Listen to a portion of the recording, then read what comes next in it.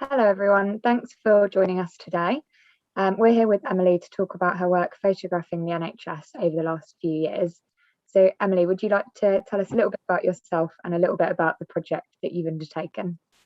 Yeah, first I'd like to say thank you for having me. I'm delighted to be speaking today. Kind of with my project, so I'm an intensive care nurse, but also someone that has been doing photography for a number of years. And my most recent project has been on the COVID-19 pandemic, and it's been from the perspective, it's been in my workplace, it's been based in Manchester, and it's kind of essentially documenting from the front line and tracking that kind of how my colleagues have dealt with the ongoing situation. So I guess the first question I'd want to ask you is how you started this project from the perspective of, you're doing your normal day job as a critical care nurse and you pick up a camera and start taking these incredible photographs. How did that come about for you? I think it was triggered by, I felt that there was a gulf between the stories that were being narrated kind of online by other people and actually the lived realities.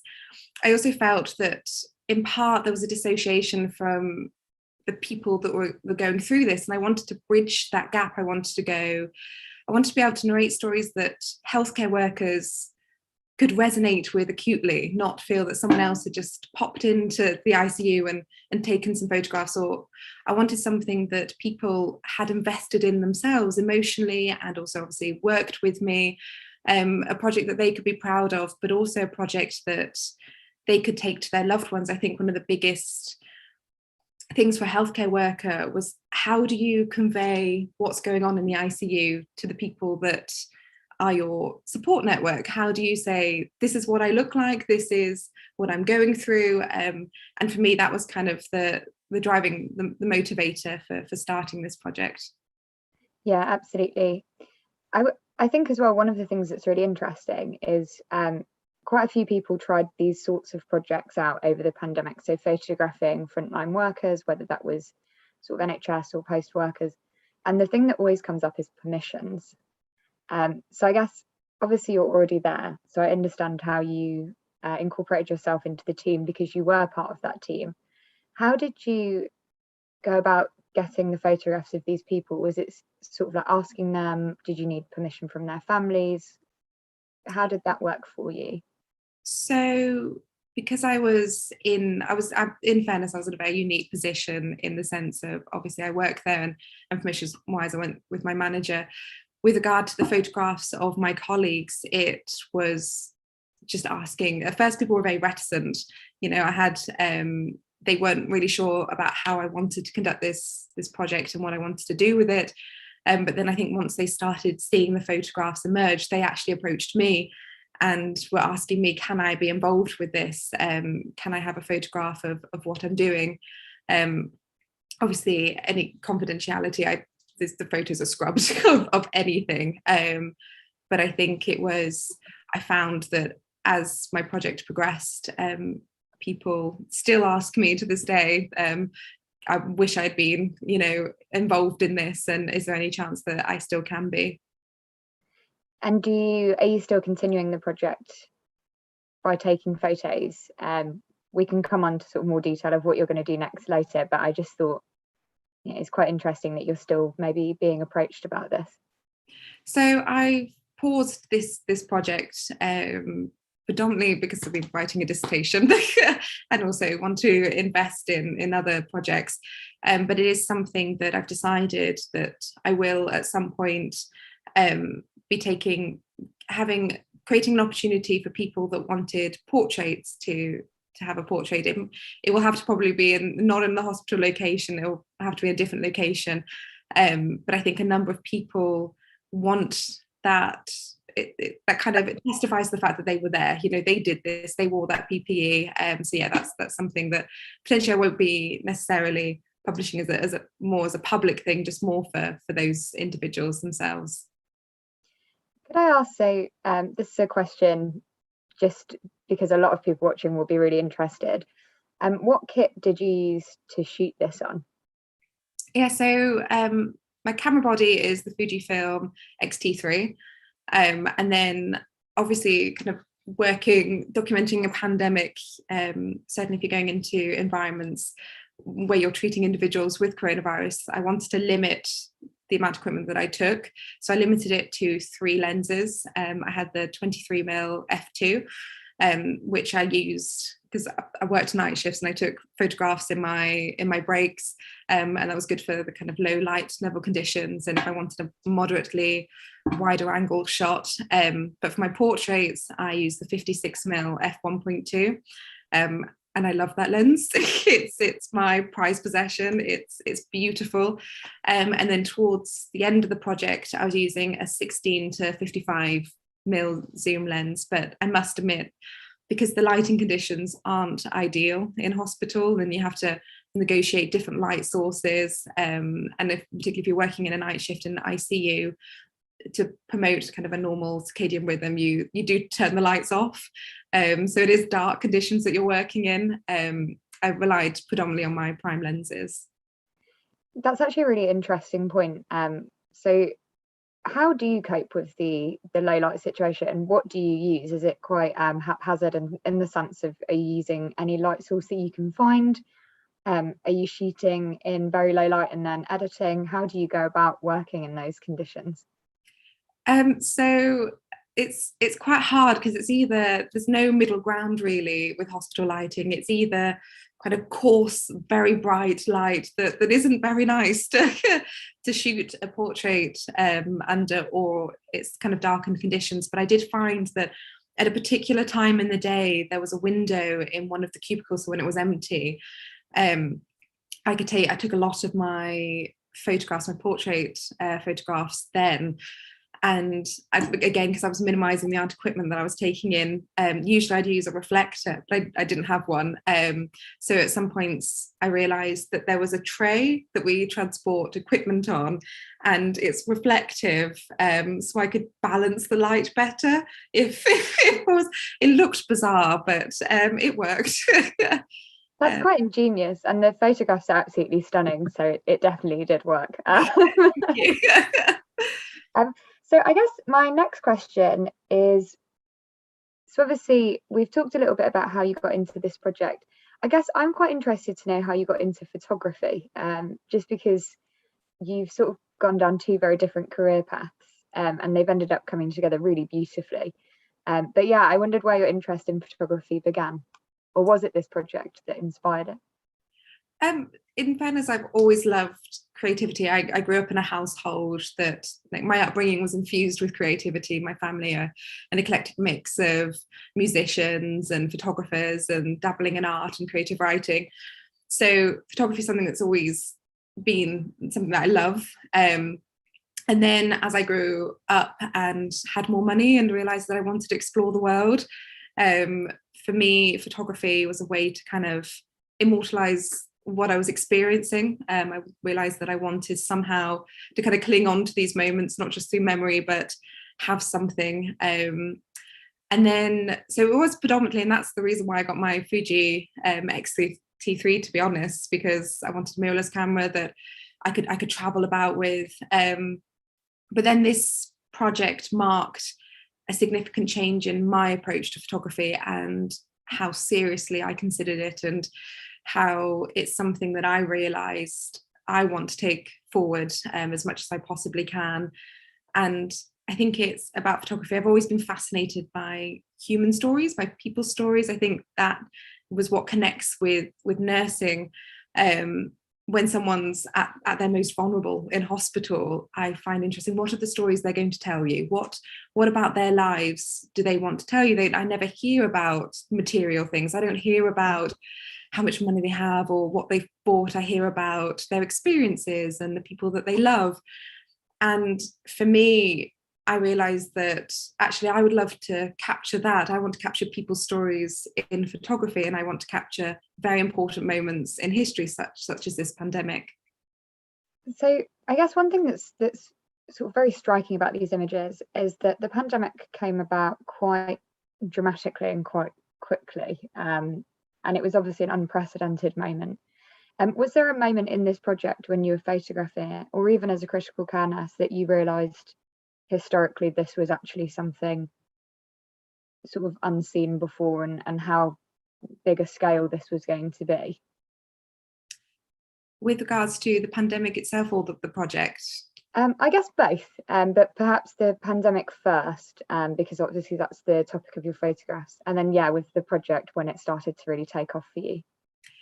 I think obviously this, as healthcare workers, this whole situation, we've never had to deal with it before, and it was very alien, it was new, and I've never had to wear PPE for 12 hours and it's horrific, by the way, but I think the moment that I started to show these images and the response just from people, that marked for me how significant this period of time is. And because you do, once you've engaged with it, you normalize to a certain extent. You kind of go, okay, this is what I'm doing.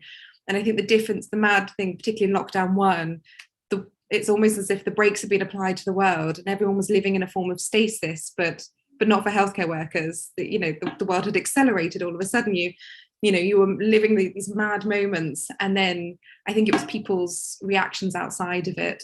But then with regard to the project, I suppose when it started to garner more attention from when I had my photos published in the Times, and when Fujifilm picked it up, and then Washington Post, and there were a few things that I realized, oh, okay, this is something that a larger scale audience is going to be interested in.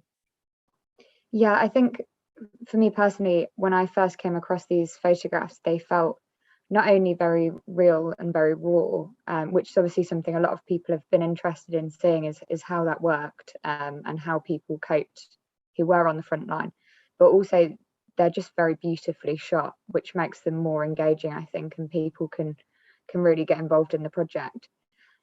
Do you have like a favorite moment or a favorite photograph from the project that you would say this is the one where it really stood out to you, or it was like a moment for you that meant quite a lot?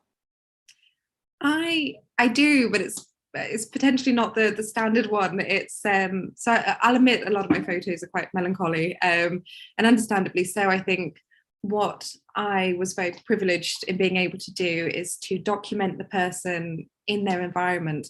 I saw a lot of portraits of people who weren't in the working environment, and then I think that's so important, a big part of documentary photography, because inevitably the situation inscribes itself on the emotional condition of the person. And I wait for that moment where you have that kind of crack in the facade, when they almost forget that there's a camera pointing at them, and whatever they're feeling just shows on their face, and that's what I strive for. And typically, as you can see in some of my photos, there is that serious look, that is testament to how difficult this situation was. But then I have a photo as part of my monochrome series of my friend Tash, who was smiling, and that stuck with me, because however difficult the pandemic has been for healthcare workers, I think there's a fine line between challenge and resilience, and kind of resistance and strength. And she, with her smile and the laughter, that's how these healthcare workers approached the situation. It wasn't all kind of, we're so traumatized. It was, we're also, we're strong, we're a team, we're going to get through this. And for me, that photo is particularly special. Yeah, I do think there's something quite superhero-esque about your images, even though they can come across quite melancholy. There's also this air of sort of glory in the shots of them wearing, their full gear and sort of walking into what is essentially sort of a local war zone. There is something that stands out in a much more positive way for me personally when I look at those images. You brought up something there about how emotional it can be, and sort of the exchange of emotions that's going on in these situations. I wonder how you continue to photograph, when you come across somebody that is seriously ill and in critical condition. Obviously, documenting it is really important for the world to see that it's real and that it's happening. But how do you personally cope with those emotions? I think I'm, again, because I come back to that kind of unique background of being a nurse, there is elements of that. It was part of my job. I am used to seeing tragedy on a daily basis because I work in intensive care. On this heightened scale, it has been, incredibly difficult. But I must admit, photography became my coping mechanism. I find what I love about photography is that it changes the way that you engage with something. It changes. That's why I loved it with traveling. I found myself not viewing it through how you should view it, how, oh, you should see this attraction, you should see this. You look for things that people don't necessarily look for, and you find beauty in things that people don't immediately think there's beauty in. And with this, it was allowing me to view and process this situation and kind of what I prioritized and how I interpreted it, and that was the people, and that was how amazing these people are, and being able to also, I think the carrying on with the project was how important I saw it, how it meant to my colleagues. I think it was mentioned earlier that, that difficulty in being able to convey to your loved ones what's going on. I think with a pandemic, you're stripped of all your normal coping mechanisms, your normal life, and you really relied upon your family members who, with no healthcare experience, how do you say, this is me? And I think it bridged that gap for a lot of people, and people said, this has really helped. And I've been able to explain, what is going on, and which I think is an incredible thing about kind of documentary photography. And that for me really spurred me on. Yeah, absolutely. And it's an incredible thing to do, because there was a lot of controversy and lack of awareness over the pandemic. And I think your images really showcase what people on the front line were going through and what was happening. So I guess my next question for you would be about how the project was received. So I know that it's been published essentially internationally. How did you find that when it started to take off? How did you feel about it?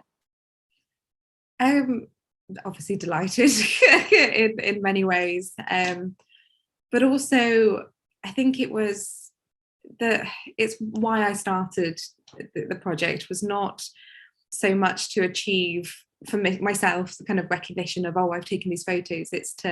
It was for me, because the pandemic has been so controversial and has, you have a whole host of individuals with very different opinions about the pandemic. And it was that ability to convey this story and potentially raise awareness of actually what is going on. And if people looked at it and reconsidered their thoughts or how they perceived what was going on, that was an achievement for me in itself. Yeah, absolutely. And I guess for you as well, when you got home at the end of each day, was it quite a nice feeling to look back on those images and know that you are showing something that the world needed to see and that people needed to understand? Yeah, absolutely. I think, again, it goes back to, I'd come home, not that there was much else to do during a pandemic when you you were home, so it kept me occupied. Again, it was that being able to process my day, because I would take the photographs in my breaks, to be able to kind of process it that way, and then being able to pick ones and create this narrative that I did feel was so incredibly important to impart to the world. Yeah, absolutely. We've actually had a question that's come in from Nick as well, who's asked, do you edit your pictures when you get home? So at the end of the day when you were walking home, and if so, how do you use post-production on those images? Yeah, so I use Lightroom and I do edit the photos. Obviously, one of the biggest editing that I do is it's in a clinical environment. So anything that could possibly remotely hold sensitive information, I completely scrub. That is out. With regard to, excuse me, editing, it's more just, as I mentioned earlier, light was quite a difficult thing to overcome with the photographs. So it would just be balancing the light is what I do predominantly in the post-production. Yeah, absolutely. Paul's also said that they are very well lit, gloriously edited, and reveal such grace. Thank you so much. So coming on to, obviously you photographed a few different situations within the NHS, and you also photographed in black and white and in colour. Did you make the choice to sort of continue the project and then expand it, or were you planning on always photographing every element that you could? No, it expanded as it went along. Again, as I kind of originally said, how people were quite tentative about engaging with it at first, and I understood, you know, they didn't know me. They knew me as Emily the nurse. They didn't know me as Emily the photographer. But then as people engaged with it and they wanted their story imparted, they contacted me and be like, well, can you take photos of this? Can you take photos of this?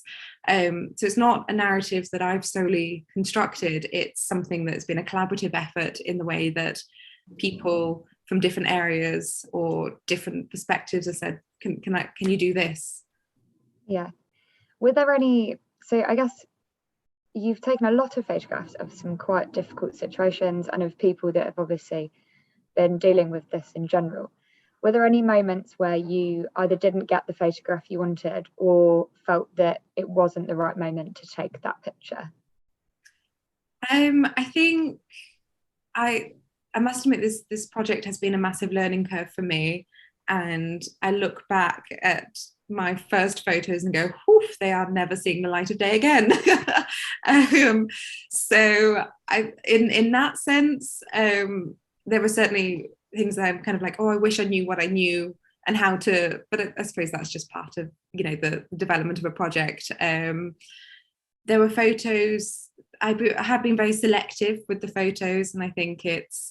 And there are, again, certainly some that won't see the light of day just because I think it doesn't lend itself. It's got to be a certain way to show. They're photos that I probably show my colleagues of like the silly faces and things like that, but yeah, it's otherwise.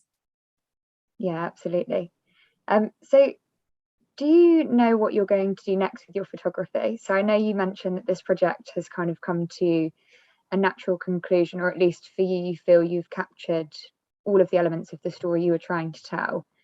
What's sort of on the horizon for you in terms of photography? So I'm hoping to. So I have finished my master's in international relations, and I'm hoping to kind of merge together. Essentially, I will end up leaving nursing, merge together photography with my international relations, and also obviously always keeping nursing, into and channeling that into people's stories, human stories. That's what I love. That's what I find so interesting. My next project is still technically healthcare related, but isn't centered in the hospital environment. I've been looking at how do you, I think when someone's in PPE, and they're in a clinical environment, there is that element, whilst I did try to show their faces, there's that element that you normalize that. You're like, well, it's their job. That's what they do. And I've been interested in how you ground the person as a mother or as a child or as a sibling, or how do you ground them as the human being that they are? So I've been looking to kind of bridge the gap visually between what they've been doing on the pandemic and actually situating them in their domestic lives and being like, these are the individuals that have to leave their homes and go and deal with this. So that's my next one that I'm hoping to release soon. That sounds incredible, and I'm sure it will be a beautiful project.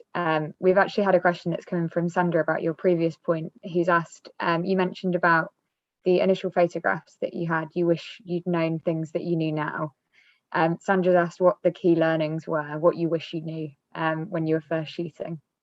I wish I'd known lighting. I wish I'd known about that tray that I could balance the light a bit better with. Also, post-production, I learned a lot with that. Also, the kind of the locations in which I shot. There are certain places that were not conducive to nice lighting, or I kind of had my favourite spots and favourite times as well. There were particular times of the day when the light would come through the window and it was lovely, whereas other times of the day, well, either wasn't enough or it was too bright. That tray hack is genius. Not sure I would have thought to use a tray. So obviously you had a lot of people involved with this, and I imagine they were your colleagues. Were there people that took a bit more convincing, or was everyone quite sort of up for sort of showcasing what they're doing and how they were working over the pandemic? Did you have to get quite convincing at times? Yes, so I had a few amazing individuals. So my friends Sophie and Zoe, they were the ones that were like, yeah, I'll be shot. Take, and they were brilliant. Sophie's actually the one that's in the window, and that helped people go. And then once I showed them those photos, and they were like, "Come on, if you don't like it, you know what." It did take some encouragement, but then eventually it turned around where actually I didn't need any encouragement at all.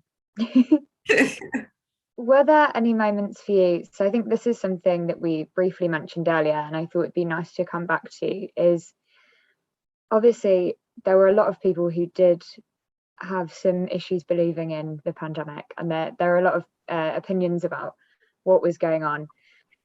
How did it feel for you? Because this project, although a passion project initially, is quite instrumental in showing people the truth behind, those people we were clapping for on our doorsteps. And so I wondered for you how that felt when, you initially started to see the project take off, knowing that there was going to be some opinions that came out about it, and how you coped with that as a photographer and as a nurse. I think as people are quite, the platforms in which we have, people can be quite vocal about their opinions. And I think I have had comments of disbelief about COVID, and people telling me that my work is simply propaganda. And I knew that by releasing this story and promoting this story, some people, well, hopefully the majority of people will be on board with it, but there were going to be those that, but I think that's with everything though, isn't it? You're never going to have a unanimous, where people are completely on board or engaged with something. And for me, the priority has always been showcasing the human beings that are on the pandemic front line, and I just always kept that at the forefront of my mind, and also the reasons as to this is helping them, this is helping create awareness, everything else doesn't matter. Yeah, absolutely. It must have sort of spurred you on a little bit as well to keep photographing and keep showing what is happening. So one of the questions I'd really like to talk about is the sort of social side of your project. So the images are absolutely beautiful, that's not even questionable, but how did you get them out there? Did you sort of build on social media? Were you sharing them with family and friends? How did you get the project to be seen by so many people? To be honest, it was social media. It was Instagram. I didn't really know what kind of platforms would be the most appropriate platform, but because initially the idea of it was to help my colleagues communicate with their family members what they were going through, and then obviously it built from there. So I started on an Instagram account that I was just kind of showcasing these photos, and then people inevitably shared them and showed them to their relatives, and then I was contacted by individuals to have them published. That's amazing, and it must have felt so good to see them sort of in those publications and see your friends and your colleagues, people that you knew and people that have worked really hard, getting recognition for their work as well. Yeah, it was incredible. I think one of my colleagues, Lauren, who was in the Times, so that was obviously published in the newspaper, and she told me how she bought one. Well, she bought a couple, I think, and then when she saw her face there, and then she bought it from the shop lady, she started crying, the shop lady started crying, because it was just kind of, this is me, look, this is what I've been doing, and it connects people kind of emotionally to what they've achieved, and also connects other people to kind of, this is what they've been going through. That has been incredible. Yeah, absolutely. Is there anything you could give in terms of advice for people who are also looking, maybe not to do the exact same project, but maybe people who are trying to showcase, their stories of what they've been going through and what they've done? could you give us sort of a few tips and tricks that people can take home, like the tray one? That's fantastic. I think, to be honest, I think I was in a very privileged position, because again, I was, the people that I was photographing, there were those that, because obviously we had to have a lot of individuals work from different areas, but you'd already established a rapport with them. They were either your friends or you had a good professional rapport. So the people relaxed more readily with me than I imagine they would if it was a complete stranger with a camera. And I think that was very, very key to a lot of the portrait photos, because I wanted, as I mentioned earlier, that moment, that crack in the facade of emotions where the real emotion comes through. That again, yeah, that I think that was potentially quite easy for me because they knew me. Yeah, absolutely. I think it's one thing that I really took from the project, and sort of one of the final questions I'd ask you is, I can imagine that some of those moments for all of you were very emotional between you and your subjects. Were you sort of talking to them quite a lot before you took their photograph? Were you sharing moments and sharing stories and then taking the photograph, or was it quite, we've only got a few minutes, quick snap? And yeah, normally I would love to yeah, that would be my normal approach, but because I was taking the photographs during my breaks, and obviously didn't want to detract, and it was during their breaks, and I didn't want to completely take their break up with me taking photos or detract from care, because obviously my priority was actually my job. I had more time when I came in my days off, but it was often, we don't have long, let's dash in. Let's grab this, let's do this. So I was, again, very fortunate to get those moments. But yeah, no, I didn't have as much time as I would have liked. It's incredibly impressive, considering just how, like, the quality of the photographs, how speedy you must have had to be whilst you're sort of on your break. Just imagine trying to eat and take photographs, and then it was like quickly, and then yeah. No, it was logistically it wasn't ideal, but I suppose the nature of the situation isn't ideal. So my last question for you is there anybody you missed, sort of, like any of your colleagues in particular, that you thought, I really want to get your picture, but there just never was a moment because they were so busy, or because, you were not in the right time or frame? Oh, so many. I wish I could have taken photos of every individual, because it wasn't, I think there was a focus that was on intensive care. Yeah. But intensive care weren't the only ones on this kind of pandemic frontline, so to speak. You had individuals from different disciplines. You had people, nurses on the wards, who were confronting, awful working conditions. And I wish I'd been able to capture their stories as well. But unfortunately, I didn't have the scope to do so. Yeah. Well, the project it's just absolutely stunning. So if anybody hasn't checked out the full project, you can find it on Emily's website, which we'll post in the description, or on Instagram as well. But yeah, the images are beautiful, and I think they really showcase the volume of work and sort of courage that people had by showing up to their jobs every day, knowing that they were putting themselves in that situation. So I guess thank you for your work as a critical care nurse, and also thank you for making the project and showing us what was really involved behind the scenes. Thank you. You're welcome. So thank you so much for joining us today and for talking to us about it. If anybody is joining any of our other talks, we're hosting a talk every single day with women in the industry who are working to change the narrative or to showcase stories that really have impacted the world. And thank you so much again for sharing your thoughts with us and telling your story. No, thank you so much for having me. So I hope everyone has a good afternoon, and we will see you on the next talk.